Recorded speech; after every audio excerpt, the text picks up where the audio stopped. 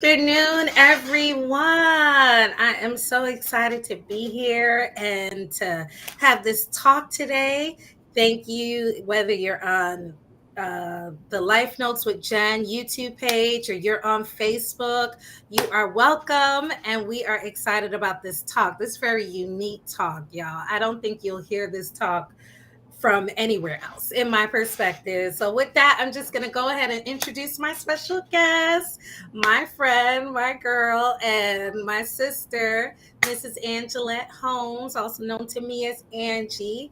So, Angie, go ahead and just tell us a little bit about yourself. And Hi, we'll everybody. I'm Angie, and I am so excited to be here. This is like my very first live, so this is new for me.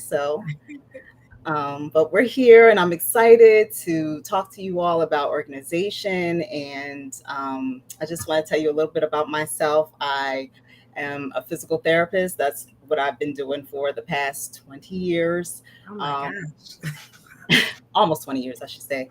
And a couple of years ago, it just really, I wanted to do something else, and I was trying to decorate my home and do all those things. And so I started this company called Happily Makeover After, where I empower moms to create beautiful and functional spaces in their home so that they can enjoy their home and their families. And it started from my own need, whereas a lot of times as moms we think that we have to wait until our kids grow up to have a beautiful home or a functional home. And we are told, like, just wait until your kids because it's messy and da da da da. And I just didn't want to wait, and I didn't think that, I thought there had to be a better way. So I, you know, did some research and looked into like what it means to have a family friendly home. How do you attain that beauty and that function and have children and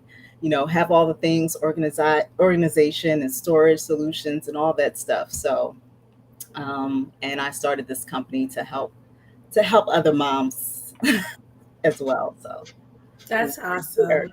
That's awesome. And I'm so excited to have you, Angie, because this is something that even though I know your focus is with a lot of around moms, it spills over into dads, it spills over into other people in our lives, our kids who are eventually going to be young men and young women, and if they never get married and they're single, they at least have an example of what Yes, to do and what not to do, where we absolutely. fall, where we make our mistakes. And Right. that's okay, y'all. Like, we need to own up to the fact we're going to make mistakes. And hopefully, our children, our nieces and nephews, for those of us who don't have children, they'll Mhm. have an example, Exactly. and go from there. So I'm really excited about this with Angie. So, y'all, my name is Jennifer Wilshire. I don't think I got to say that. I am LCSW. I'm a relationship expert and founder at Lifeline Therapy Center. This is a vlog that I do from time to time.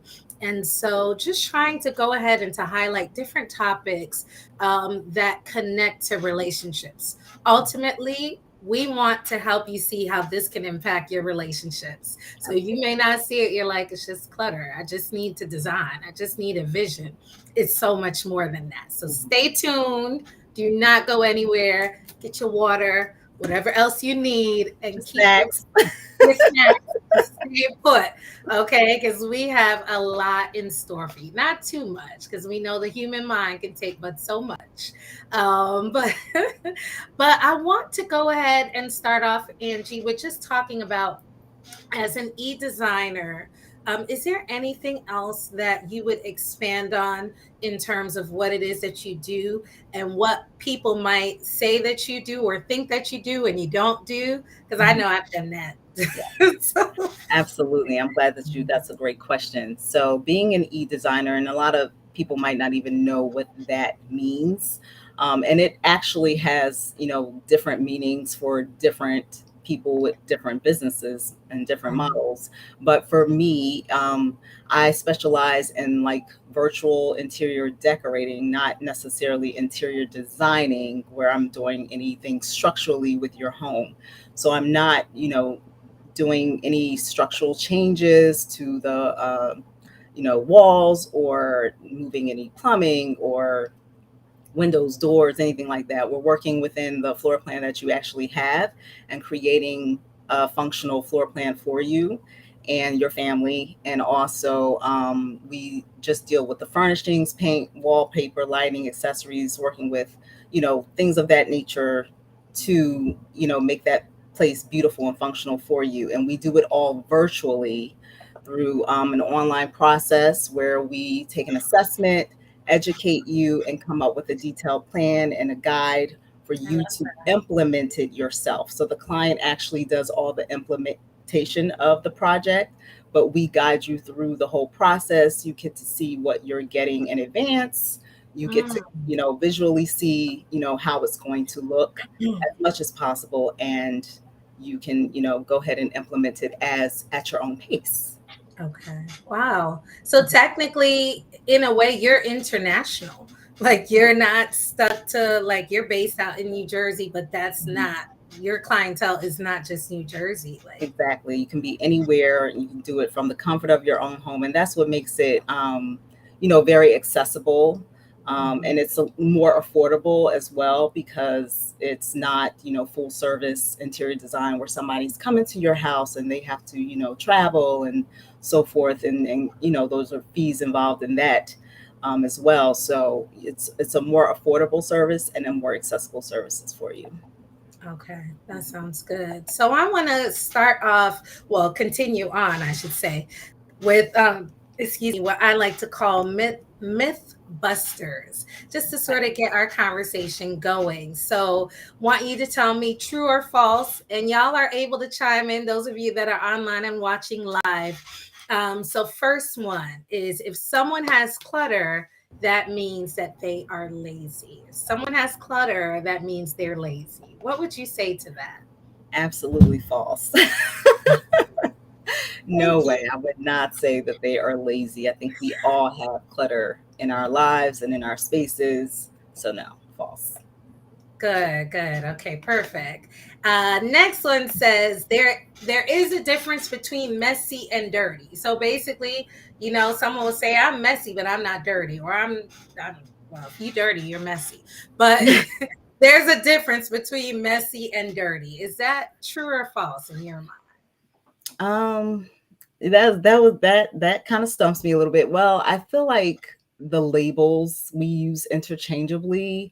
Mm, Sometimes you may be messy, sometimes you may be dirty. I mean, I feel like we all have different times where our houses or our spaces, the kitchen may get dirty, or the room may be messy. I think, a lot of times when we think of dirt, it's like you have to literally wipe off spaces and clean, get out the cleaning solutions and everything, and right. do that. And messy is, you're just, have to put your things away and organize. But I think we use those words interchangeably, and I don't feel like one is over the other. And it shouldn't be a negative, stigma towards saying, oh, well, my house is dirty. That shouldn't be something where, oh, she's dirty. Like, no, I Right. don't think it should be like that. I think we should, we all use those words, interchangeably at different times, and stop the labeling of Labeling. what it is. But Okay. we have to deal with our mess and our dirt. So Mm, we all should mm, try and, mm. do what we need to do to help our situations. And Mhm, mhm. yeah. And you know what? With what you're saying, we have one more myth buster, Angie and y'all, but it ties in with something that I describe to my clients doing the mental health aspect is being mindful about how you can sit there and say, everything is okay. It's not a big deal. I'm not mad. I'm fine. One of our favorite terms, I'm fine. I'm Hmm. okay, Hmm. when you're really not. Because all you're doing, and I've used this analogy before for many people, and I'll tell them, all you're doing is going ahead. And it's like you're taking the dust of whatever is going on in your life and you're sweeping it under the rug. Hmm. until eventually that rug keeps piling up until somebody trips over it Hmm. or stumbles or falls, or they just happen to see it like, what is this? And they're like, Jennifer, what is going on under there? Oh my gosh, you okay? And I think that that metaphor applies like to our emotional mental stuff, and then physically the Hmm. dirt, that you keep walking around it. I'll get to it, and I know we'll talk and break that down a little bit more, but Hmm. that's something, y'all, we have to be mindful of. Stop trying to avoid our stuff. Stop thinking we'll get to it. We'll talk more about how to really just try and finally get to it Let's and stop stop. ignoring it. Stop closing the door to the spaces that you need to deal with. I mean, me included. So I get it. Yes, I'm a Absolutely. witness too. I'm a witness. So, last one is, this is a myth, or so it is, true or false. Breaking larger tasks into smaller tasks is a waste of my time and doesn't make a difference in being organized. So, if you tell me, Angie or Jennifer, break down the big task of cleaning up the kitchen into a smaller task, I'm wasting my time. That don't make no sense. Would you say that's a myth or Oh, true or absolutely. false? I think that's false. And that's one of the ways I would say to deal with it is to break things down into smaller tasks. I mean, that sets you up for success. You Mhm. don't want to get overwhelmed with trying to do, make these huge goals like I'm going to, clean everything, or even if it's just a room, like to get it all done at once. You need to break it down, set aside time, and I think that's the best way to handle it. Yeah. Absolutely. Okay, good. Perfect. So, my first question that I think just continues the conversation is, if you have never been a person who's had an eye for design, how Mhm. can a person begin to change? So, I want to sort of give myself as an example. I believe in transparency, and Angie and I kind of talked about that in the past. That I said, you know what, girl, I just realized that sometimes I look at the walls in my house and then I compare it to somebody else, and I'm like, oh my gosh, how do they know to have this up and to put that up? And they put up the wedding picture, and automatically everything just comes together and it seems to flow. And I was like, oh my gosh. But then I realized, like, I had as Oprah would say, an aha moment. Mhm. Love my mom. I think I had an amazing childhood, not a perfect one, but an amazing one. And I have solid parents, not perfect, but solid. Essentially, my mom and or dad, let's be real, men could be involved in this too, but mainly my mom never really put things up on our walls. I Mhm. really didn't have that environment. Like, we would have pictures, coffee table, and different things. I think we all had that one Jesus picture hanging up in the wall in everybody's house. Some of us, it was the Black Jesus. And then I remember distinctly this picture of the Last Supper. So we had that up in my wall too. The Last Supper, y'all, is just the Christian story about Jesus meeting with his disciples before he goes to die on the cross. So it's a Christian based painting. Anyway, I say all that to say that I didn't necessarily have that example. And so I finally just gave myself some grace to say, that's not what you saw. That's not what you were raised with. And that's why it doesn't come so naturally for Mhm. you. And I had to give myself some grace, but I guess for someone like myself, even though y'all see this in the back, that was a collaboration of me and my husband. I wouldn't have done this by myself. Um, but if you have never been a person who has that eye, how can you begin to change? Well, having that eye, I mean, it takes training. It's not something I don't think. I mean, some people do have a natural uh, design tendency or aesthetic, and they are able to just, know what to look for and how to put things together. But a lot of it is training, and a lot of it is just being exposed and, looking at different things, whether it's magazines or Pinterest or Instagram. I mean, but that again, it's easy to get into that point where you're comparing yourself with others and looking at what they have and what you don't have.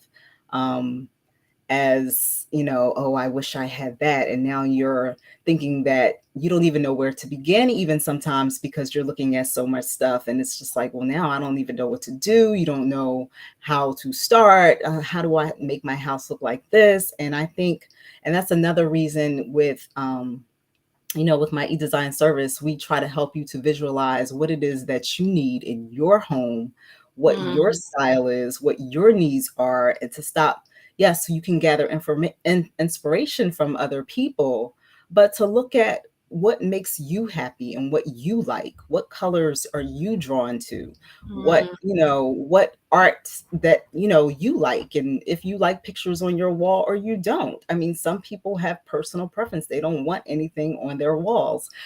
Some people, don't want pictures of people on their walls. Some people have, specific preferences of what they like. And it's just important to tap into that, to know, what it is, and to really peel back the layers of what makes you happy. And yeah. um, because we're so bombarded with a lot of stimulus, or not, if you weren't exposed, but sometimes we are, if we start looking at things and we're just like, ooh, ooh, ooh, to everything. And then we have no Mm, idea, what to do. And we're just stagnant in right. making any moves at all or acting upon our own spaces. So, um, Mm, I think it's important to, if you want to, you can look for inspiration, but just test things out in your own home. Don't be afraid to, just try certain things that you like. I mean, if it doesn't work, it doesn't work. If it does, great. Like, I think people are afraid to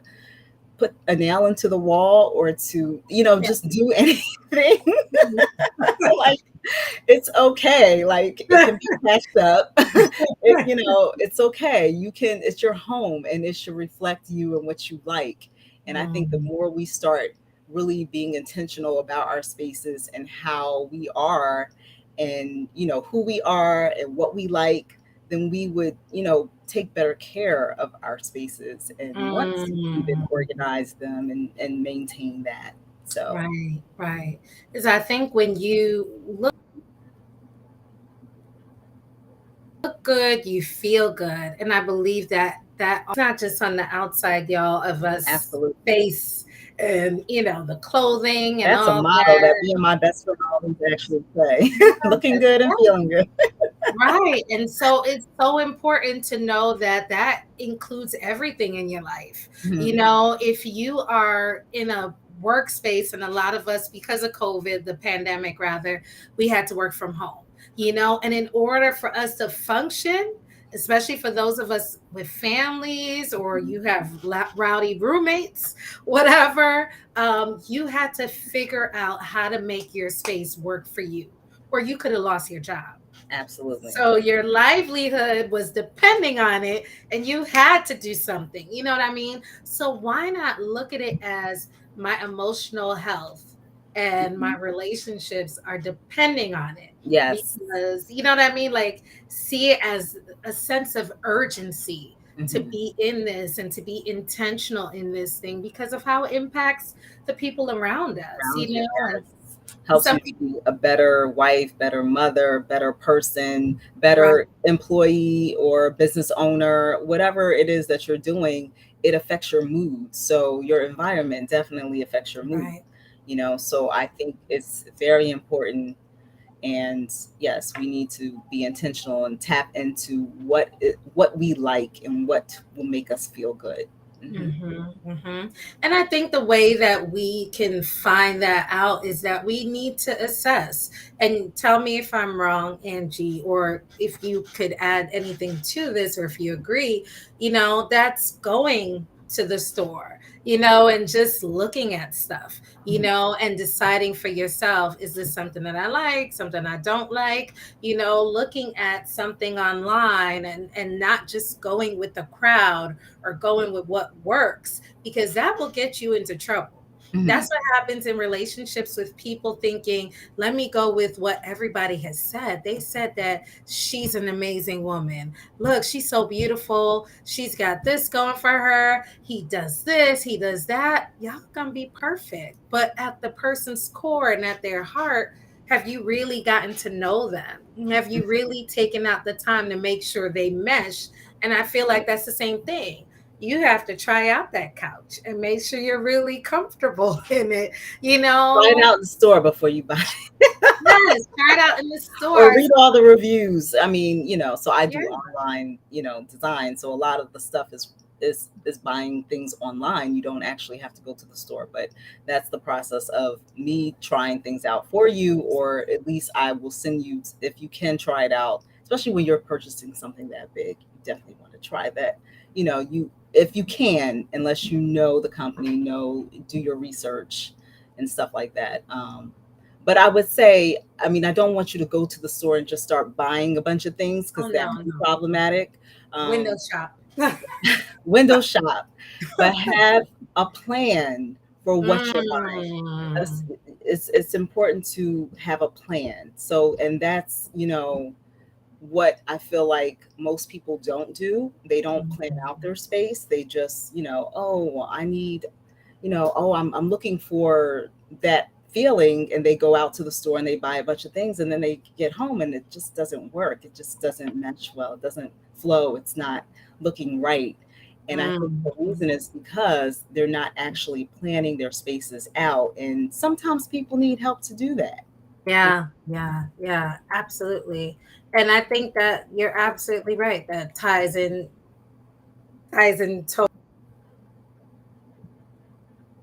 totally. So yeah, we're on the same page with that. Right into that. Is creating a schedule essential? And if so, what should it look like? Now I know it's relative and it depends on the person, but what do you think Mhm. about that? I guess in a general um space. Yeah. So, I mean, I think creating a schedule is great if you can stick to a schedule, if you are wired to, make lists and have a routine and, jot things down. You got your planner, your calendar, and that's how you live your life, then a Mhm. schedule will be great for you in that Right. area because that's something that you're wired to do. I think it's a little, we get down on ourselves if we're not wired that way, if we're kind of like more laid back, or we don't have a rigid structure to our lives and Routine. stuff like that Mhm. when it comes to organization or cleaning or whatever. And I think it's a little harder, and then we beat ourselves up afterward because we're not sticking to, say, I'm going to do my laundry on like Mondays and Fridays or whatever the case may be.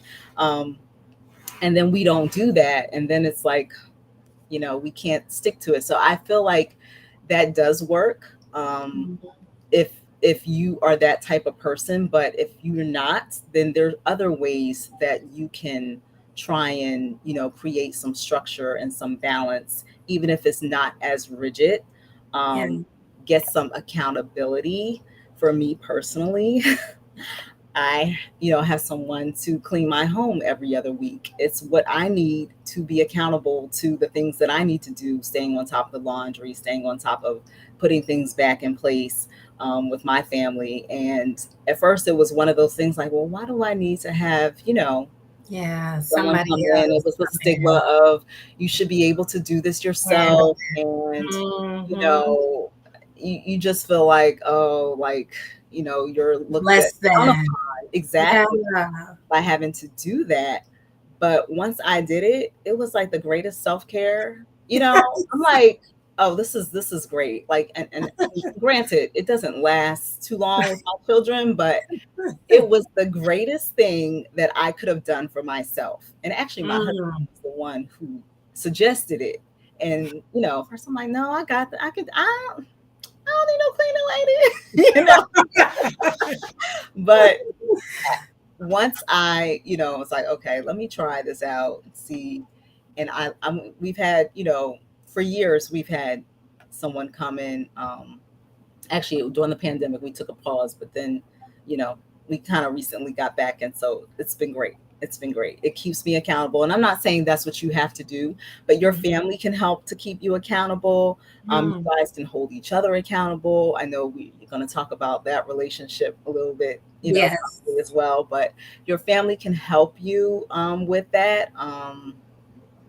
You can, there's so support in that now, Yeah. especially they have decluttering challenges and, printable Yes. worksheets. Yes. There's like so many weekly assignments and stuff like that to help you with that accountability. Also just trying to break things down into simple tasks, like we said before, and setting up systems to help you with maintaining your home. Now, when I say systems, I mean I'm not just talking about like a closet system or, having the drawer organizers and stuff. Now that's great. That's part of a system too. But also just your routine. Like for me, our system is every night we clean up the main spaces. Living room, all toys all out of the living room, dining room. You have to put your toys away. The kids have to, put everything away.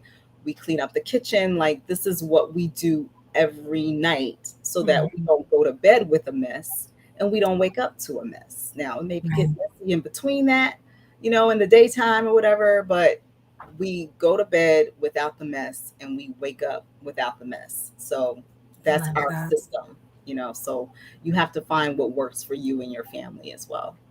What's the system? That's so good. And I was going to ask, is there any anything you would speak to with that, how singles can apply that as well? Same Mhm. thing, similar thing, like did you have that when you were single? Like what did you do, or what would you say you someone else could do? So for me personally, when I was single, it was so much easier because it was just me. Yes. I think, I had to do a lot of compromising when I got married because I was more organized and, as a person. But if you're not that way, you know, um, there are still ways of trying to achieve that. I mean, you just have to, you can have someone keep you accountable, whether it's a friend or whatever, or, these other programs that they have out there. Or, you can also just like the same principles apply. Break things down to smaller tasks. Start small. Once you start seeing how it makes you feel, once you do one, say you tackle one drawer Hmm. and you get the result from that and it makes you feel so much better, it motivates you to do, something else in your Yeah. home. Yeah. So, and I also think, with the decor choices, if your home is reflecting who you are and it's, beautiful and has art and just the things that, whatever it is that makes you happy, that'll make you want to, you know, keep your space organized and clean as well.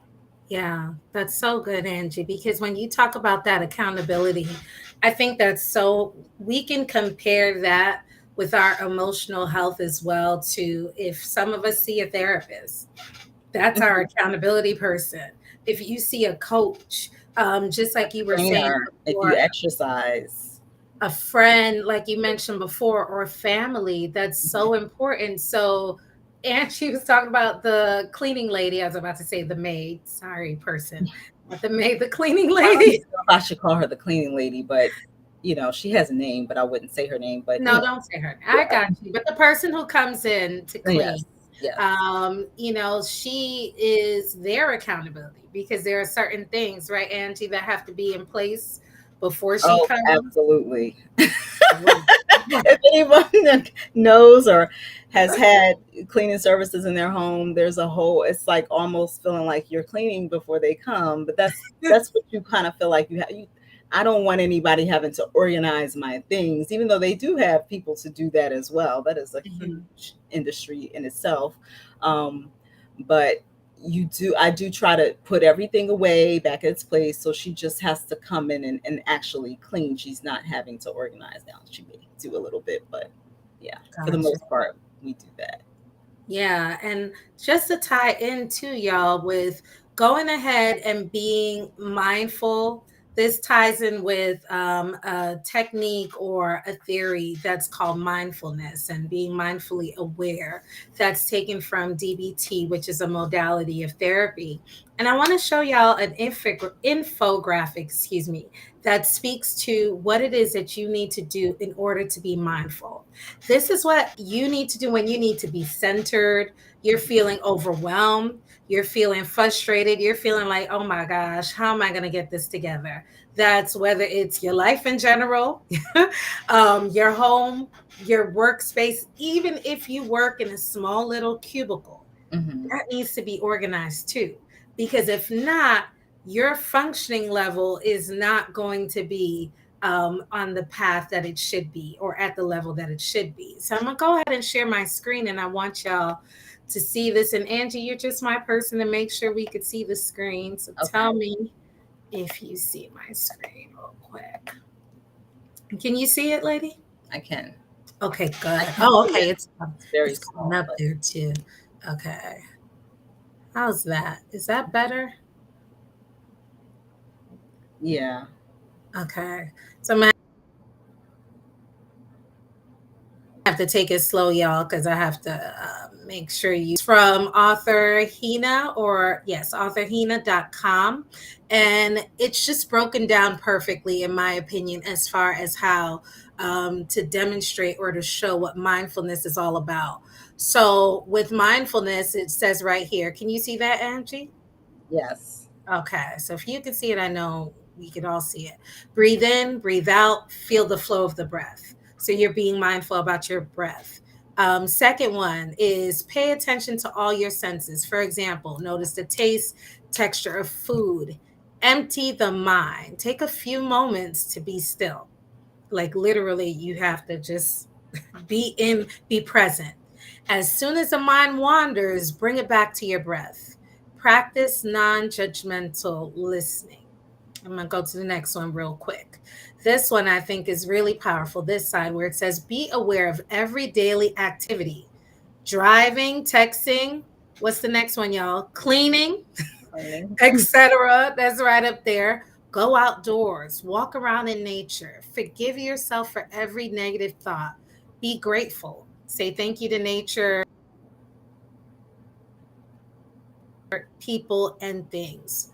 Go easy on yourself. We can apply the same thing to when it comes to maximizing our space. And imagine, y'all, if you go Mhm. outdoors and you walk around in nature and you have to come back to your cubicle or to your home that's looking crazy or cluttered or it's just you're tripping over clothes and stuff, you're going to want to go back outside. You know, Mhm. you don't want to be Exactly. there. You That's why don't. you bring the nature in. Yeah. So, right. Exactly, Angie. So, whenever I talk to people about mindfulness, one of the things I want you to keep in mind, just to sum it up, is literally taking your five senses. What are the five senses? That is, we learned that from when we were in kindergarten: taste, smell, touch, sight, and Here. hearing. Hmm. And so what am I hearing right now? What am I seeing? What's in front of me? A pile of Hmm. clothes. What's in my head? I'm thinking about, oh my gosh, I'm not going to be able to get through this. What am I smelling? Nothing. Hmm. But just go through it all, the Right. feeling, just those five senses to help you recenter, and it Hmm. will do you a world of good, y'all. And this is in everything. When we're frustrated about something going on in our home, in our relationships, sometimes you need to take a pause and just say, hold on, I need a moment. You have to do that to the dishes, to the pile of paper Hmm. on your desk for work. You have to do that to the laundry that's clean but needs to be folded Exactly. and it's been sitting there for over a week. Right. It's okay. Like, I Okay. really want to normalize these things for people, but Hmm. to challenge you, like, it's not okay. I don't know if you wanted to add anything to what I was saying, though, No, Angie. absolutely. I think that no, that is really important to just take inventory of how you're feeling, what everything around you, and if you need a moment, giving yourself grace. I think that's absolutely important. We put so much pressure on ourselves, Yeah. and why are we putting this pressure on ourselves? What it's okay. It's okay. Take your time. um, that's why I say, you break things down into smaller tasks. Don't try to make, be realistic with yourself and be realistic with your situation. I mean, everybody Yeah. can't do everything all at once, and that's just not how we live our lives. We have other things to do. We are multitaskers, and so I think that it's very important to take all these things that you said into, account. Absolutely. Good, good. Yes, absolutely. And it segues right into the next point of any tips on how to get centered when you get distracted from staying on task with maintaining. So let's say you work with someone, Angie, and they were motivated, they were excited, everything is all done, and then maybe you guys do a follow-up or a check-in and they're Mhm. like And back then, at, or they think they're back at square one. right, Like, right. And that tends to happen, especially in e-design, whereas they are the ones who are implementing it, and they have to go at their own task. It may be budget constraints or whatever the case may be, where they feel like they can't move forward with their project. And it's okay. And I tell people, you take your time. Your home is, it's not going to be done all at once. It's a journey. It's going to take time, and you have to be patient. I know we always want things right away when we want it, but mhm. it's also a matter of, you having the means to be able to do it, and you having the time to find to do it. Now, um, and sometimes we have to wait. We have to just live with a little, with things just not being complete. But I would suggest that you not try to move on to another space, especially not Mm, working with them. I would say try to complete that one space, because if you keep jumping around, then you're not going to, have that fulfillment of completing, and you're not going to feel what that's like to have something completed, and you're not going to, it's just not going to be the feeling that you want to have. So I tell people to just take your time. If you have to take your time, I mean, right now, especially ordering things, it takes forever this time, the pandemic. So it's okay. People are waiting for things and supplies and so forth, but just take your time, stay on task as far as what you want to do and the goal that you have in mind, but try to complete that task before moving on to something else. And that's don't pressure yourself into perfection, you know? that's so good. And I mean, isn't this, y'all, what we do, or some of us can do sometimes in our relationships too? That we jump from relationship to relationship. And this includes even in friendships, Hmm. looking and searching for something to complete us because we haven't done the work. And Hmm. we haven't just stayed in place and stayed present and said, okay, why am I pushing so much? Why am I not giving myself grace? Why do I keep looking for something that's really within me? Or if you're a person of faith, as myself and Angie, we are looking for something in a higher power. You keep looking for it everywhere else, Hmm. and you're bouncing literally from room to room, literally and figuratively sometimes. Right.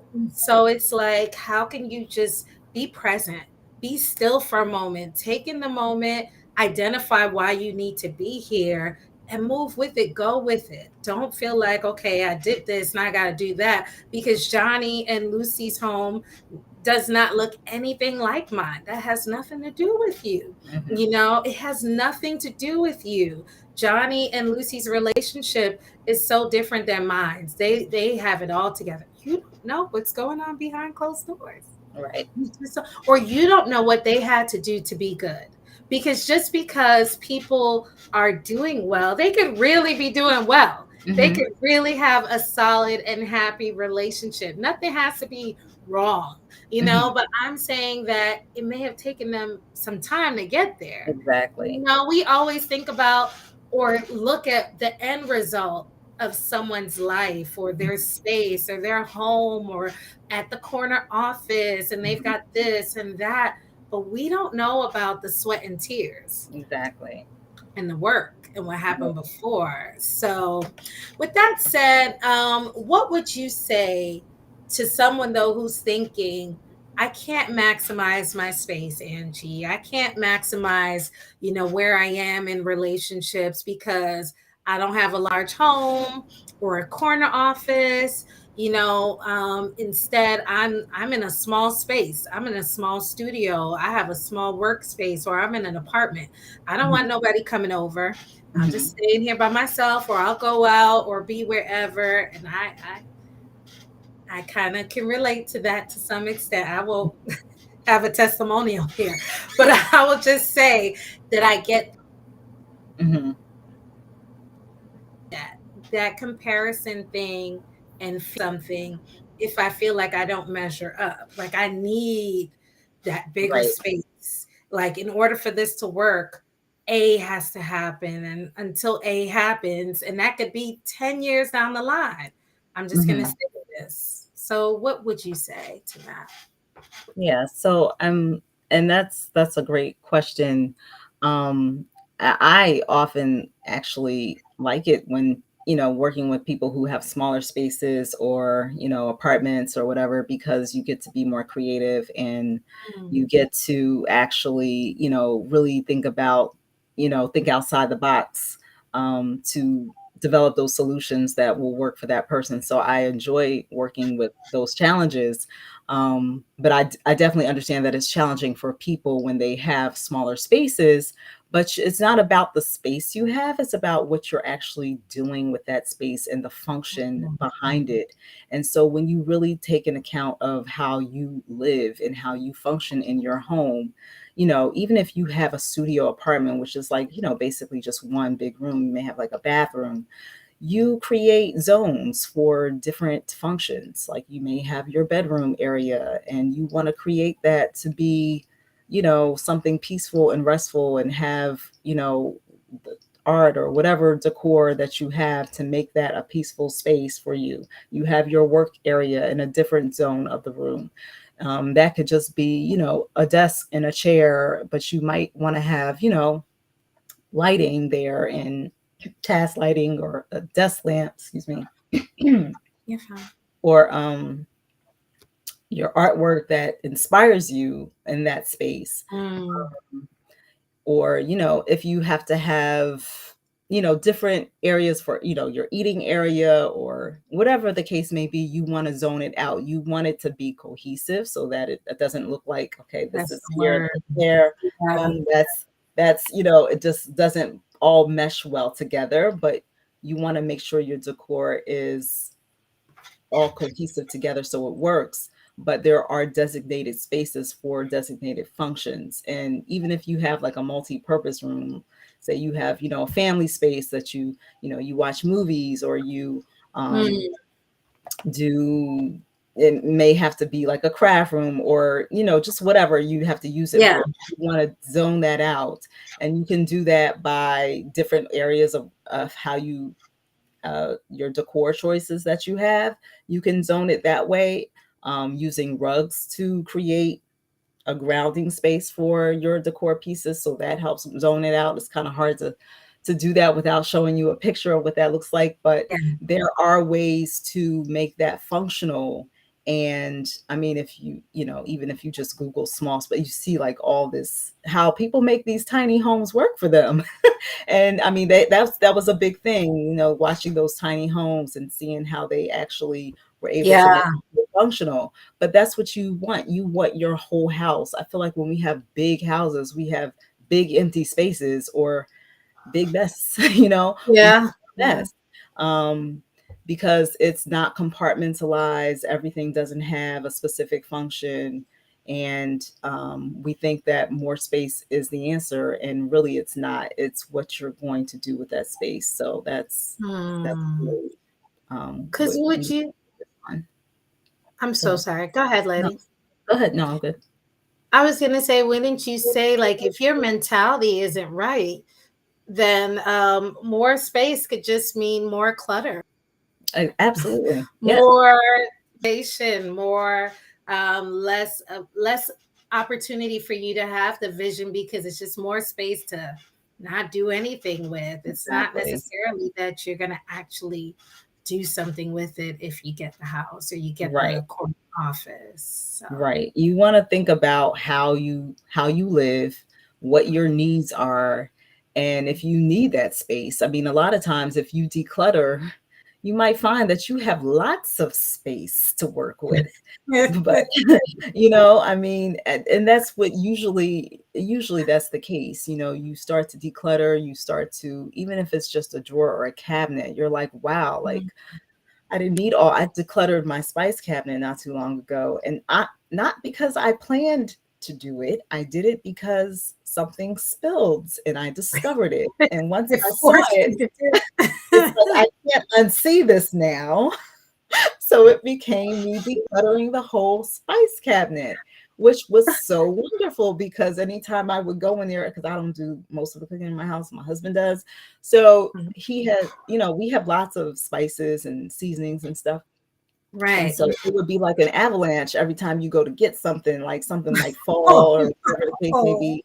That's what was happening. So once I purged everything that was expired. I mean, we probably Mm, had half stuff going in the trash, and it was like, oh, wow. we have space now. Who knew?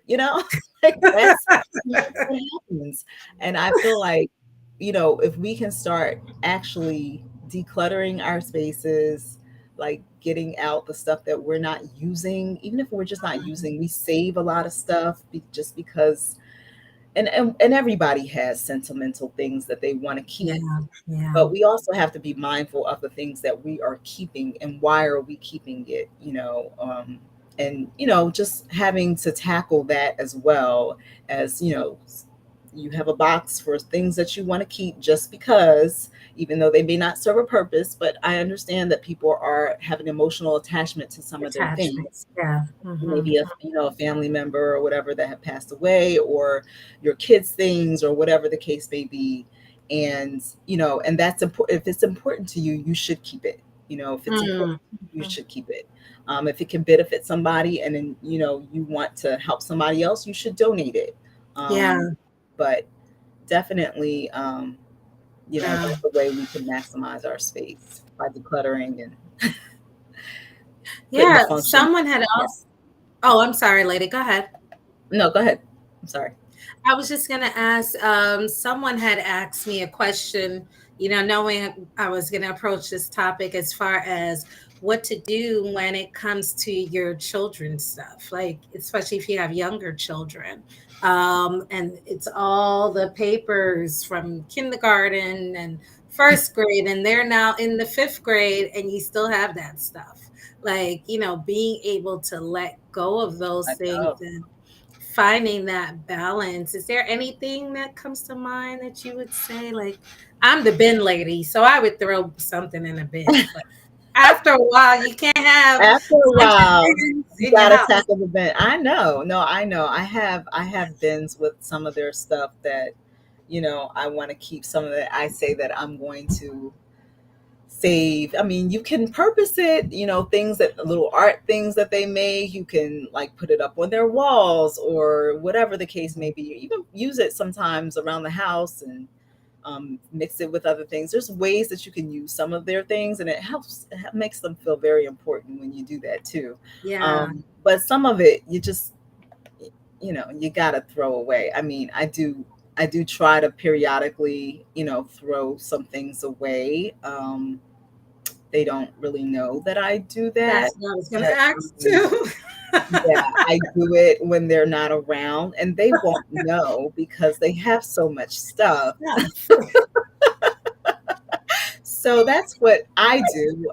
If anybody has any other ways of how they handle it, please chime in. But I definitely, you have to go through things and purge. I Yeah, have to do it with my stuff. I do it with their stuff. I don't really let them do it with their stuff. I might I give them stuff to purge on their own that I feel like, okay, they can keep this if they want to keep all of it. That's okay. But the stuff that I want to go, You have to be the one. Sorry. Hopefully, they'll see this when they're like 21. Right. Won't impact them at all. No It big deal. doesn't. And you know what? Honestly, I think we're probably more attached to things than they are because they Mhm. have so many things, so much stimulus, Yeah. and they wouldn't, unless I bring it to their attention, they wouldn't even know. So really, I'm keeping it for myself because I'm like, oh, they made this, I Mm. can't let it go. I don't want to let it. It could be clothes. I mean, it could be, Yeah. sometimes Yeah. they had that special dress that they wore and you just don't want to let it. And it's okay if you don't, it's okay. But, it can get overwhelming. It gets too much. You need to start purging away some things. Give it to somebody else and bless someone else with I their stuff. like that. I Mhm. like that because it may be difficult to give it away or just give it to Goodwill or Salvation Army or whomever, but to know that it's in good hands with somebody Exactly. else, Yeah, that absolutely. that makes a difference. Because Yeah. I will say my son, my oldest is 10 years old, and I have his baby dedication suit Hmm. somewhere. I have mine. I'm My kids, yeah, like, I have that's mine. precious. Yeah. But that's more for me than Right. him. There's nothing Absolutely. to he doesn't care, Right. you know. But Right. I'm like, this is so important. But Right. if it was, I think what I hear you saying is that if we have stuff and it's beginning to like overflow or spill over, Mhm.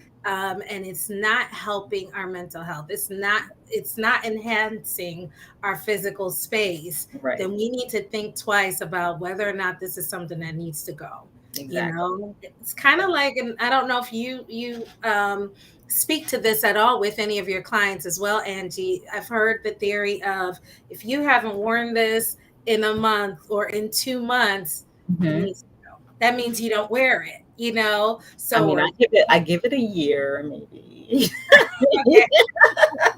a month or two. That's just seasonal changes. But if you haven't worn it in a year, okay, you need to let it Hmm. go. But do you have to do that with people also when you're e-designing, like pieces they may have that's already in the room, in their home, in their workspace? Like, do you use that? You know, Well, well, yeah. I mean, and I do. If they want to, they might have existing furnishings and stuff like that, and we have to work with the things. It's ultimately your space and what you like. So it's not about what I like and what I think is great. I mean, if you love this piece of furniture or whatever the case may be, we work around it. I mean, some of the times I try to urge them to get rid of some things, but right. if they're really attached to something, we may repurpose it, you Mm. know, into something else, and it works. It can, it definitely can work. So You we try to definitely make do it work. that. Hmm. Okay, that makes sense. I like that. I like that. And I guess this also goes back to that smaller space, or if you how to or excuse me, or stay recentered. So the question is, any tips on what to do if you fall off the bandwagon? Actually, should the question be rephrased as when you fall Then off? you So fall. it's like, it's not if you'll fall off, you will fall off. Right, And it's right, not to be absolutely. negative. It's just like, we're human. I cut you, you bleed red. Things happen in Right, life. And absolutely. so, is it unrealistic though for someone to think that once they get organized, they're going to remain that way? Once you put in and implement the design, okay, happily, ever after. I'm saying ever after. That Happily is makeover after. That's okay. happily makeover after, did that and I did it with them. I'm good now. And Hmm. then it doesn't stay that way. Like, Right, right. you know, do people need to be mindful about that being a part of the journey too? Like, you are going to have mishaps. Absolutely. And I definitely feel like it's not about the fact that, yes, your house life is messy, things are going to happen, things get out of control, but trying to find that way back there. That's why it's very important to implement like the systems of having things in place where you can get back there so you're not starting from scratch. um, Hmm. I mean, if it's a case where you're just, you just started buying things or whatever the case may be. I mean, but that's, if I'm working with you, I shouldn't say that wouldn't happen, but it shouldn't, because once you complete your space, you're happy with it, and that's the goal. And it Mhm. shouldn't be that you're having to buy more things for that space, unless you just unless it's like art and things that you really love. But if you just have a Mm. habit of buying and buying and buying, well, you might have to revisit why you're actually doing that. That may be something else. But definitely having those systems in place, as far as to routines, even if you get off of them, and wanting to get that feeling back of why you did it in the first place. What Mm. that room or what that space gives you. It gives you that feeling, that look that you want. And so therefore it's easier for you to get back there once you have that going on in your space. So I would say, we're all, things come at us all the time. And Yeah. so, Yeah. you definitely have to just, you take it one day at a time, and you just make a decision. Okay, I'm going to tackle this now. Mm. I got to tackle it the same as I did. Let me start from small task and just get it done. And when you have those organization things in place, it makes it a lot easier to do that. Yeah, that's so good, lady. That's really good. I think that so preparation, it sounds like, well, not preparation, but being mindful about you will fall off the bandwagon. And when it comes down to it, going ahead and really just giving yourself the grace, and then, coming up with the plan. Okay, how Mhm, do I get back on track? mhm. And do you talk with people about that openly? Like, if this is how to be proactive if you fall off, like, do you all talk about a plan to deal Um, with it? well, because I'm not really a home organizer. That's a big industry, and I don't want to take from them. That's like a huge industry, right? Especially right now. And they have, they get down to the T with the organizing and labeling and all that kind of stuff. I think labels are great because it helps you to Mhm. maintain things. Um, but and I'm not just saying like having bins of labels and having everything. I'm saying like actually having a function for your things, and having nice shelving where you put it away, or wicker basket, just making it look visually appealing, because that helps you. Mhm. And when things are, um, I think you should also keep things visible and easy to access, things that you use daily. That also will help you to not mess your things up.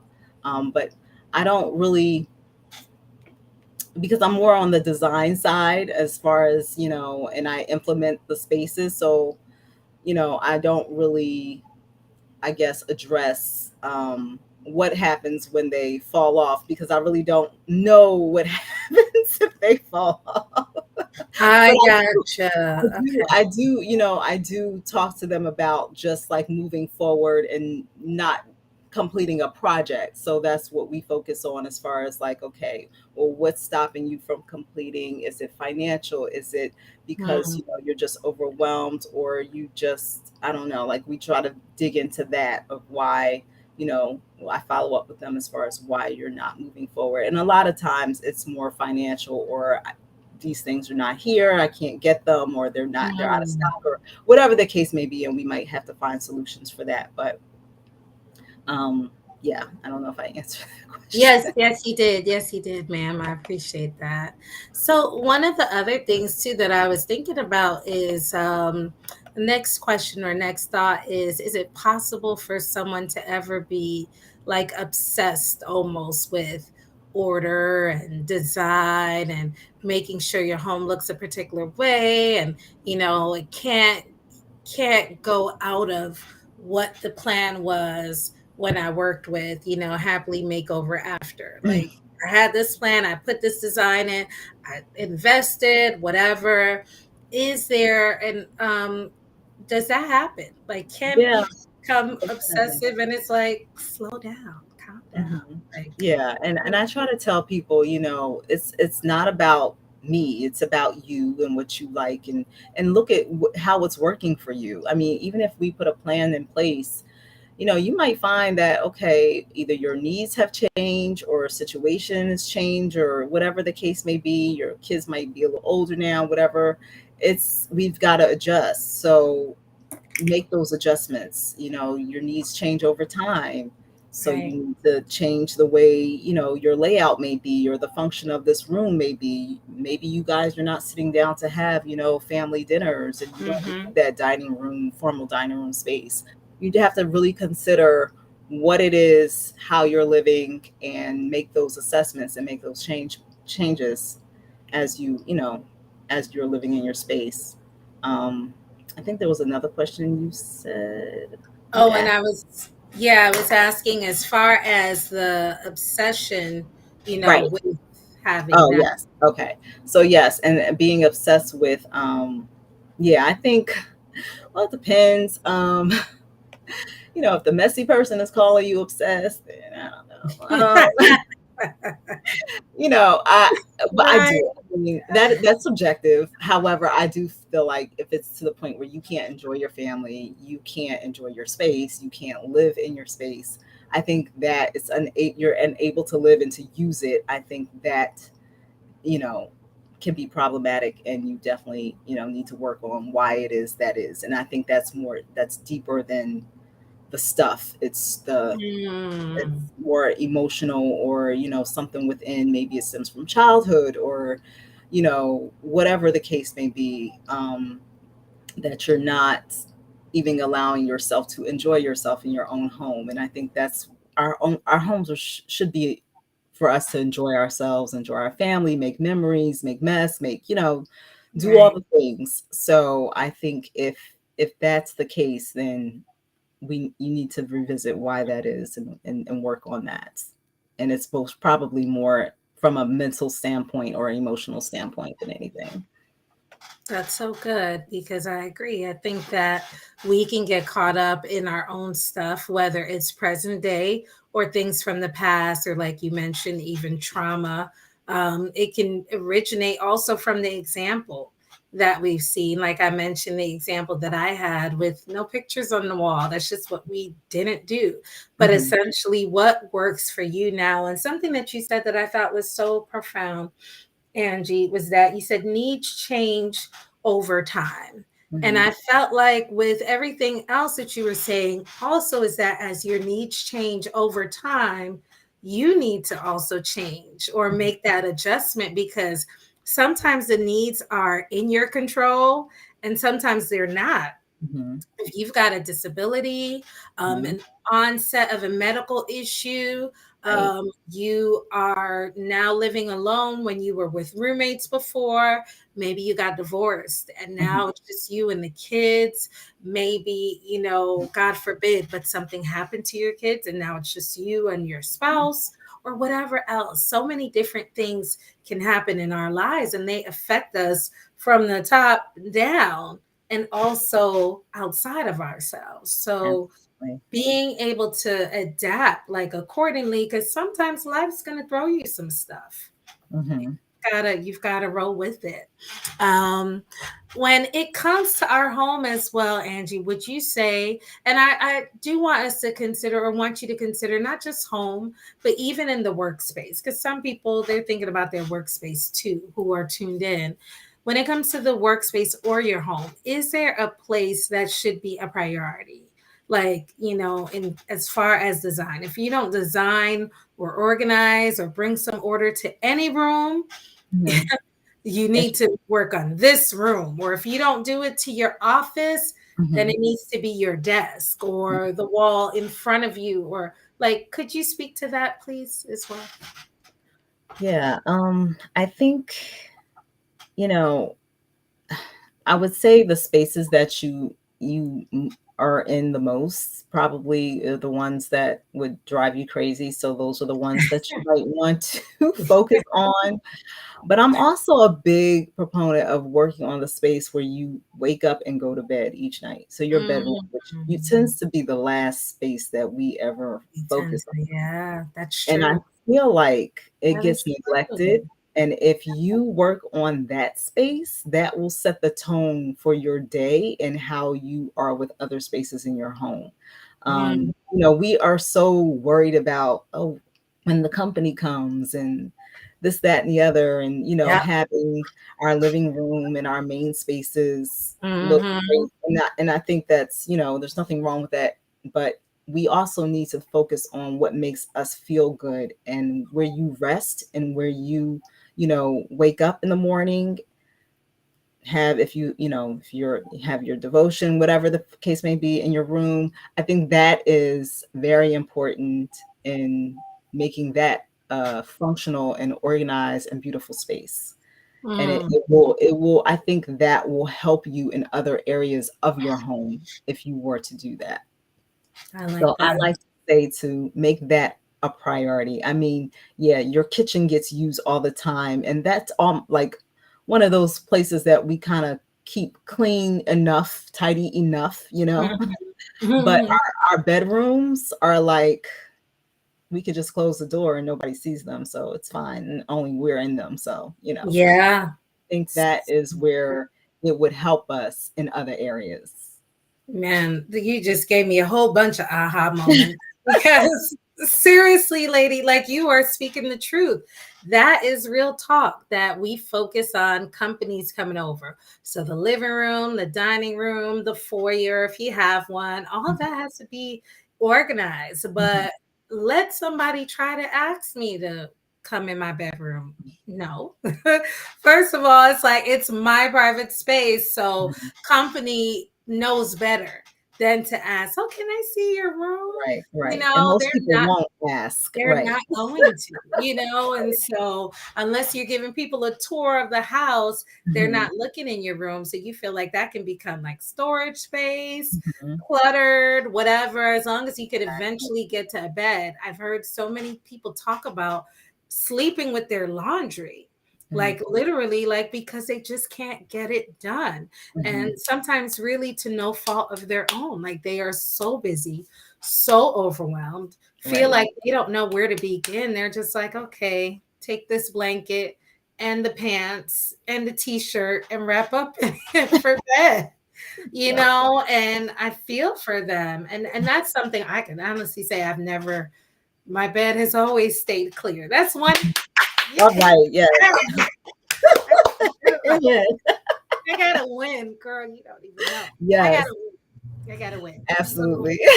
for me, I'm like, that's something that is not my struggle, but for other people it could be. So I never thought about that. I'm serious, Angie. You really just dropped the serious gem right there. So I received that, and I'm gonna, yeah, do some stuff with that. That's powerful. But Well, also, even with the workspace, what would you say to that? Like, where should somebody focus? mhm. So I mean, it depends, I guess. We're talking about homework spaces. Yes. I guess homework, and even if they're in a cubicle, Mhm. it's small, it's tight, anything for them. If not, that's okay. Then you can just speak to homework space. Well, if you're in a small, tight, I mean, if it's a cubicle, I mean, it should be the easiest place to organize, I guess I would say. I don't know. I mean, it's small, so that helps. Small helps, Yes. actually, people. When you have a lot of space, it's a little harder. But Mm, you, like I said, you want to have those, organizational systems, containers, things that you can help to reduce the clutter. yeah. There's so many things out there that they have, or you can repurpose things that you already have in your home to use. Candle holders that are beautiful, and it's just stuff Yeah. that you can do to make it a space that you want to work in. I mean, for me, I like plants. I love them. I don't have a lot of them, but it wasn't until, I guess, the pandemic started that I started actually getting some, and it was like, wow, like these plants really, they do something to my energy, and they make me feel Mm, great, and yeah. I'm getting better at maintaining them, and so it just makes me feel really good. So adding maybe a potted plant to your desk might help you, Mm, I like in that. space, and just giving you boosting your mood. It definitely helps. That's so good. That's so good. And also, what about any tips on how to find? I think this is the most interesting one or a challenging one. Any tips on how to find harmony when you and your partner have differing differences on how to design your space? Excuse me. So I'll repeat that because I just botched it all up. But any tips on how to find harmony when you and your partner have differing opinions about how to design your space. Yeah, so I mean, I think communication is key. um, and that will depend on how you are with each other. So, the dynamics of your relationship, I think, you guys have to communicate what each other's needs are, because I think a lot of times it may be like the female who wants this done, and, Mhm. wants the organization. And then I'm not saying that's how it always is. It could be the other way around too. So don't quote me on that. But, um, Or but you're not saying that's how it should be either. right, that's not how it should be either. And it definitely can go both ways.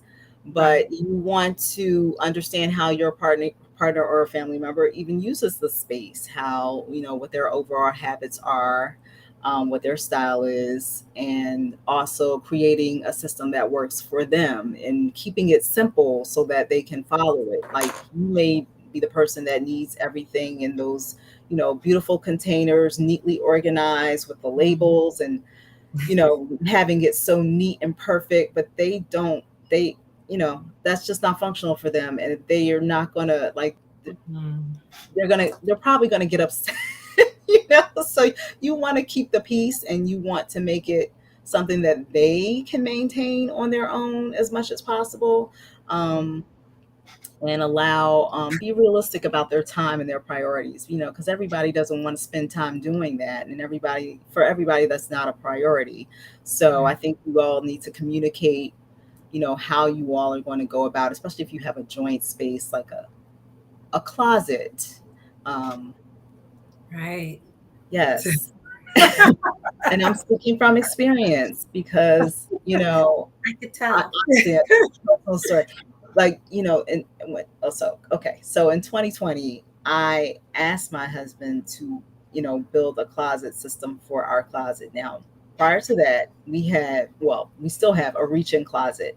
A reach-in Okay. closet, whereas, you have that one long shelf. It's a lot of vertical storage. Mm. It's a lot of vertical space, I should say.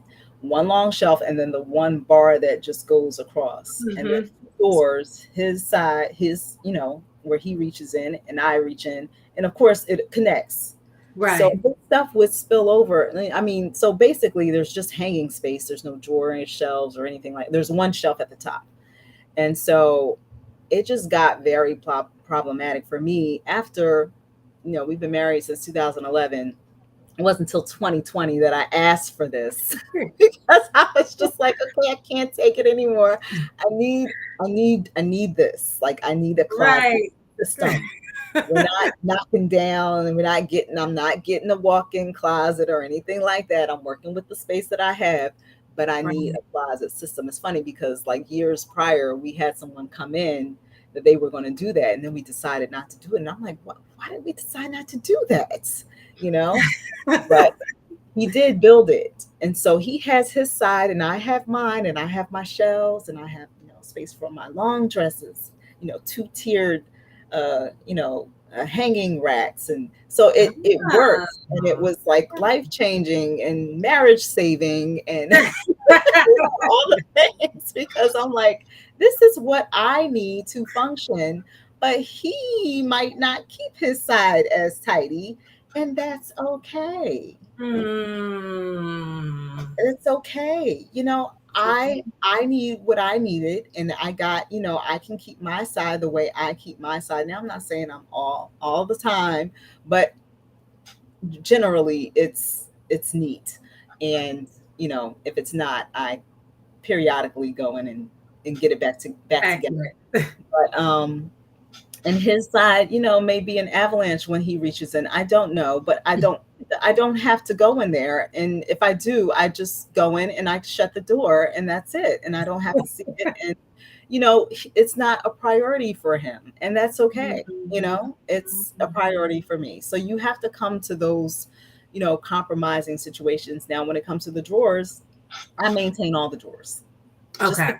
I put the clothes away, so he folds differently, and I like it to be. But if I like that, then he doesn't mind me doing it. He doesn't care if I do it. And if your partner doesn't mind you doing something, if you're complaining about the fact that he doesn't do it, then you go ahead and do it. That's what I mean, if it bothers you that much, then you can put that Mm. on if he doesn't mind. Um, Mm-hmm. if he doesn't want you touching his stuff, well, then that's, you're gonna That's a little deal with different. that. But Yeah. if he doesn't mind you and you're okay with it, then that's fine. We compromise in other ways. I may do that and you may cook. Hey, we're good. Right. Right. Even exchange. It works. Exactly.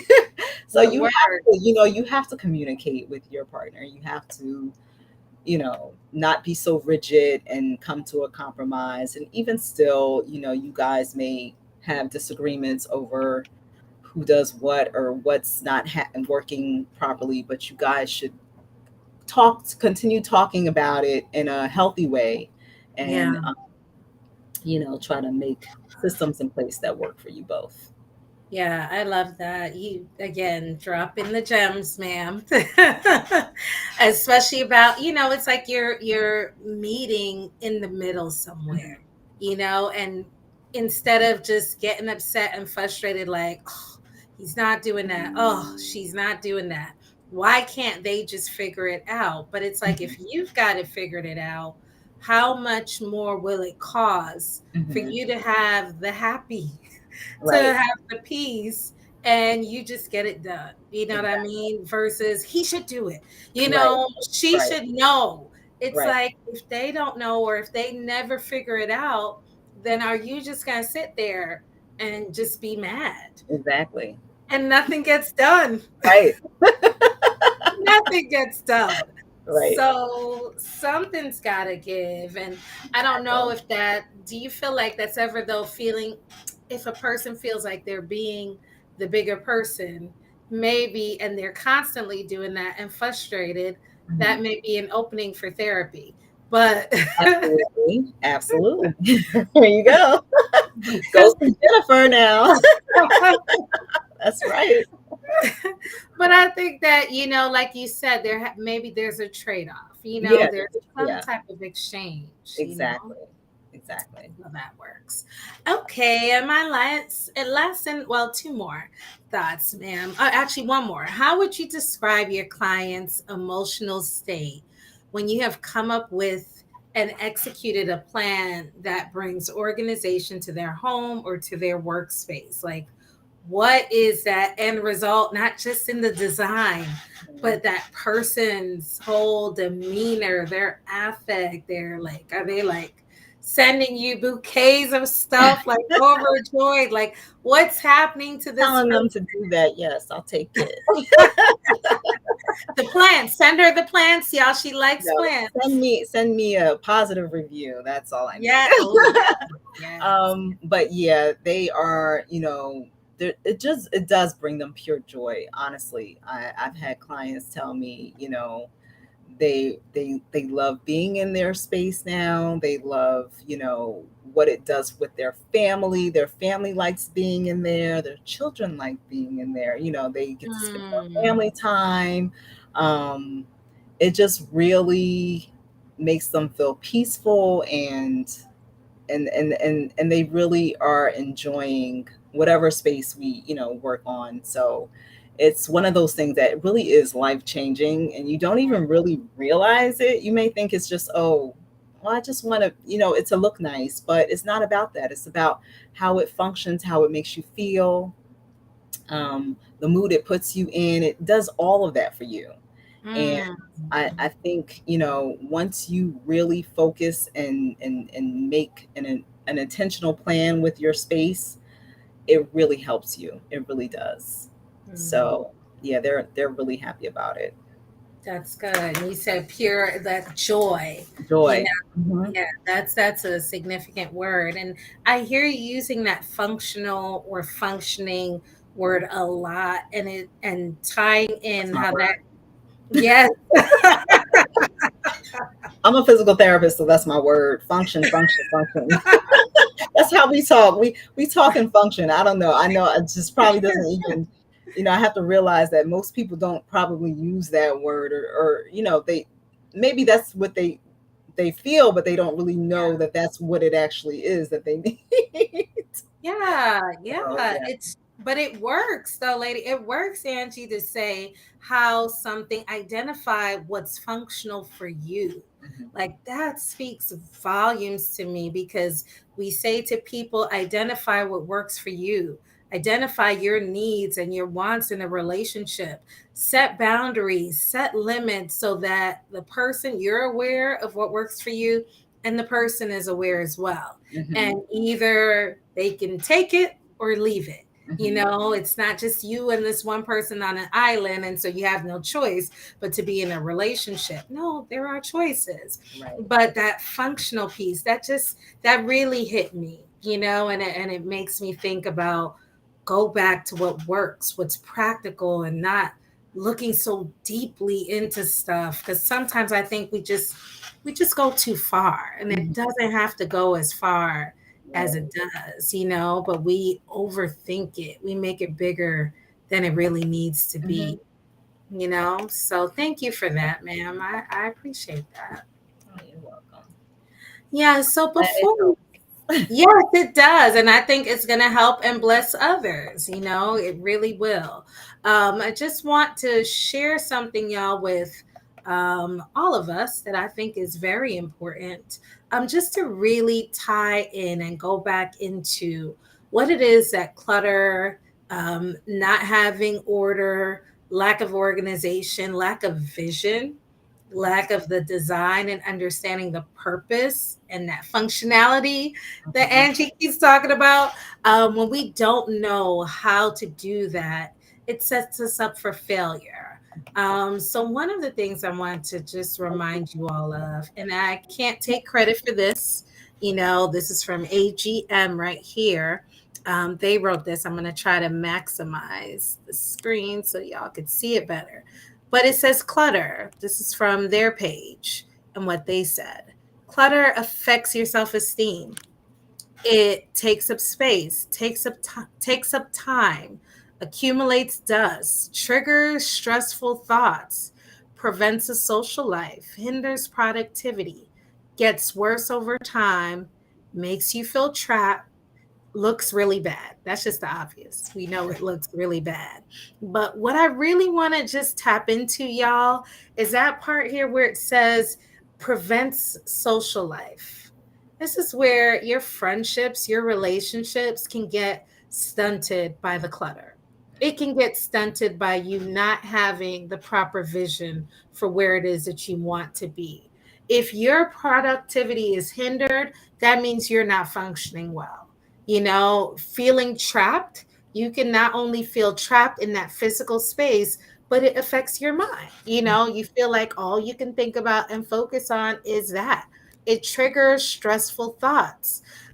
It's also important to keep in mind, y'all, that health has been identified to go ahead and to tie in with how people are doing as far as the order in their home and organization.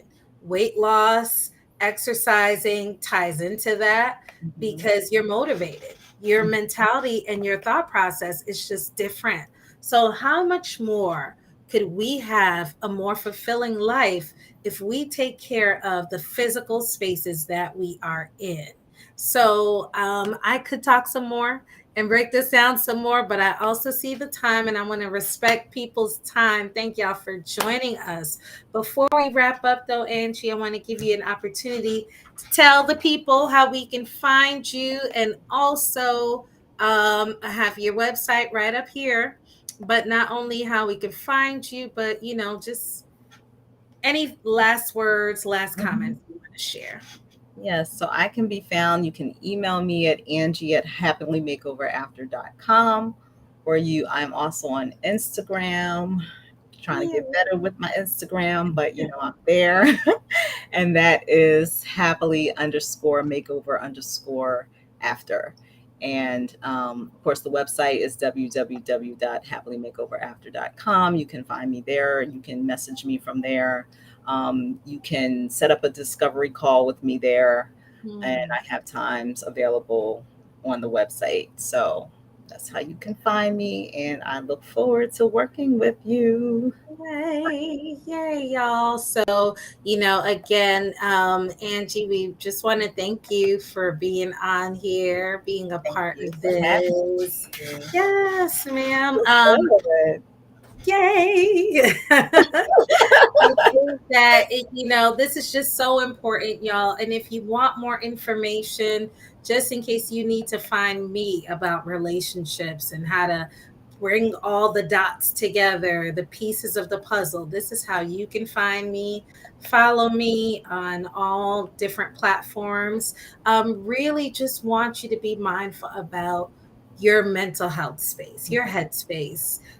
So physical space is important because it impacts your mental health, but your mental health, if it's not well, it's going to impact everything in your Mhm, life, everything and everyone. So mhm, if you are sabotaging yourself in any way, and that's in work, in your home, in your relationships, take a look at yourself and identify, do I need help? Do I need to talk to someone outside of just keeping these thoughts in my head, or talking to myself, or talking to the friend? Because after a while, the friend's getting tired of hearing you. Yeah. And so I just want to challenge you to think beyond that, challenge you to think about how important self care is. Like Angie mentioned earlier, and we'll end with this, her self care turned out to be one of the ways was accountability, and finding accountability with the person who comes in and cleans her home twice a month. And so she needed to be able to have that. Can your self care also be, whether it's with a support group, therapy, reaching out to someone like Angie for support because you just feel like you don't know where to begin? We are here for you. This is what we do, this is our expertise. And so just want you to know you can come to us. Thank you, everyone, for joining. Those who are catching the replay, feel free to still put down any questions or comments, and I will definitely get back to you all. And Angie, will definitely have you back again. I don't know thank when, you. but sooner than later. All right. Yay. Yes. All right, everyone. Have a great rest of your day. Take All care, right, y'all. everybody.